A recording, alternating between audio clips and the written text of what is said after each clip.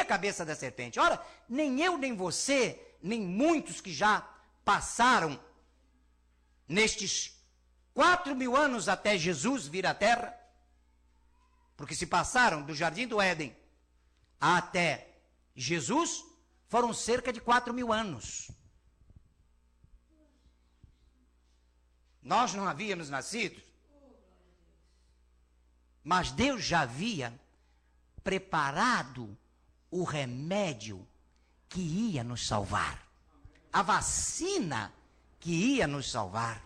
Amém, igreja? Amém. E a vacina que nos salva é Jesus. Amém, igreja? Amém. Veja que o plano, ele é perfeito. Então, quando Jesus veio até Adão, se passaram 4.000 anos. E Deus, lá no Jardim do Éden, ele profetizou isto. Vamos continuar mais à frente um pouquinho. As profecias, meu amado, do Velho Testamento, elas testificam de Jesus. Elas testificam que Jesus, a linhagem dele, viria da tribo de Judá. Ora, quase 4.000 anos foi feita esta profecia que Jesus viria de uma linhagem da tribo de Judá. Em Gênesis 49, no versículo 10, diz assim a palavra ao nosso Pai e às nossas vidas. Diz assim: o cetro não se apartará de Judá, até que venha aquele a quem ele pertence. Então, isso era uma profecia que de Judá viria um que viria reger. Amém, igreja? Amém. Aquele que era o Todo-Poderoso. Agora, veja esta evidência, que isto foi quase 4.000 anos atrás, antes que Jesus viesse, no Novo Testamento, e vê o que diz. Hebreus 7,14 diz: pois é bem conhecido que o nosso Senhor descende de onde? De Judá, diz a palavra. Então, amados, agora vamos ver a sua rejeição no plano de Deus. Já vimos que no plano de Deus, Jesus estava incluído mesmo antes da fundação do mundo. E tudo que Deus disse lá no Velho Testamento com a antecedência, Deus cumpriu. Amém, igreja? Agora, vamos ver uma coisa. A traição de Jesus, antes dele ir para o julgamento e antes dele ir para a cruz do Calvário, será que foi um acaso? Será que isto foi? Vamos ver a sua rejeição no plano de Deus no Velho Testamento primeiro. Isaías 53:3 diz assim: era desprezado e o mais rejeitado entre os homens, homem de dores e experimentado nos trabalhos, e como de um que os homens escondiam o rosto, era desprezado e não fizemos dele caso algum. No versículo 7 diz: ele foi oprimido, afligido, mas não abriu a sua boca. Como um cordeiro foi levado ao matadouro e como ovelha muda perante os seus tosquiadores, assim ele não abriu a sua boca. A rejeição do nosso Senhor e Salvador Jesus Cristo, a qual ele seria rejeitado quando ele chegasse em carne, para cumprir aqui o seu plano. Deus, amados, já havia profetizado, cerca de 750 anos antes, que o povo haveria de o rejeitar. Ele veio para o que era seus e os seus o rejeitaram. Mas Deus já havia falado isto. Isto se cumpriu no Novo Testamento, quando diz a palavra do Senhor, em João 1, versículo 11, que diz: veio para o que era seu, e os seus não o receberam. Então vemos que a rejeição de Jesus também estava incluído no plano de Deus. Por quê? Porque se Jesus não fosse rejeitado, como ele iria morrer? Ele não iria morrer de maneira alguma. Era preciso que ele fosse rejeitado. Amém, igreja? Era preciso. Senão ele não iria para a cruz do Calvário. Quem é que vai matar alguém, meu amado, se você gosta dele, se você o quer, se você o acha gracioso? Não vai. Por isso é que ele foi o que? Rejeitado. Mas Deus, 750 anos aproximadamente antes, Deus profetizou pela boca de Isaías que isto ia acontecer. Por isso é que João, no capítulo 1, não é? Lá no versículo 11, ele escreveu: veio para o que era seu e os seus não o receberam. Agora, vamos ver a traição, porque vimos a rejeição, já vimos o nome de Jesus, já vimos a rejeição. Agora, vamos ver a traição. Se foi por acaso, se a Bíblia trata estas coisas como acaso. Vamos ver a sua traição no plano de Deus. Vamos ver se Deus falou alguma coisa lá no Velho Testamento. Se cerca de mais ou menos 700 anos, 750 anos, Deus estava falando alguma coisa a respeito de Jesus. No Salmo 41, versículo 9, diz assim a palavra do Senhor: até o meu próprio amigo, íntimo, em quem eu tanto confiava, que comia do meu pão, levantou contra mim o que? O seu calcanhar.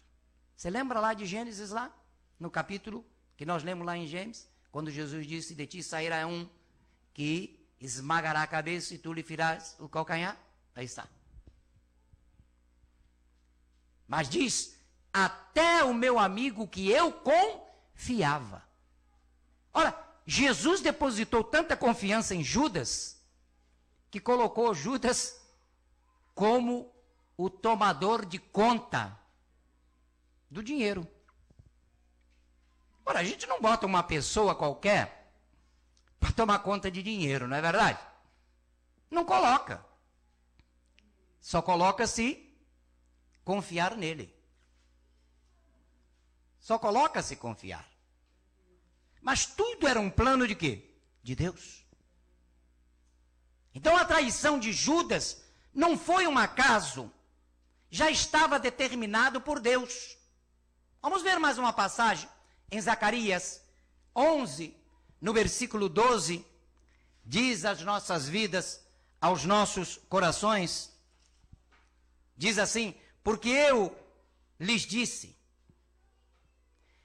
se parece bem aos vossos olhos, dai-me o meu salário. E não, senão, deixai-o. E pesaram o meu salário em quê? Em 30 moedas de prata.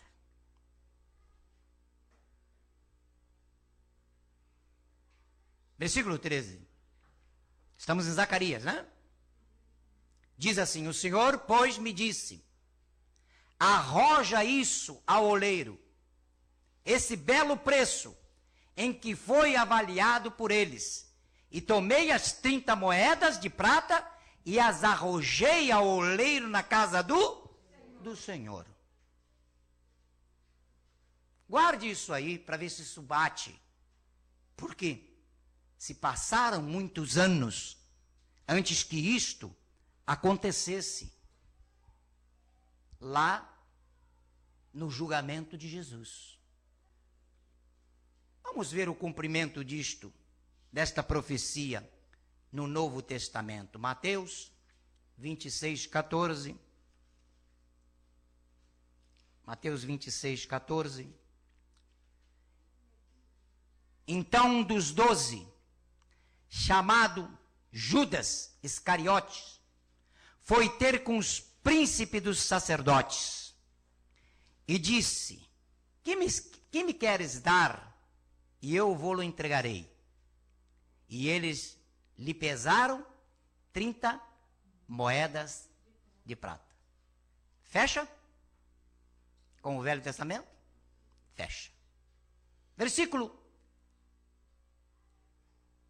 5.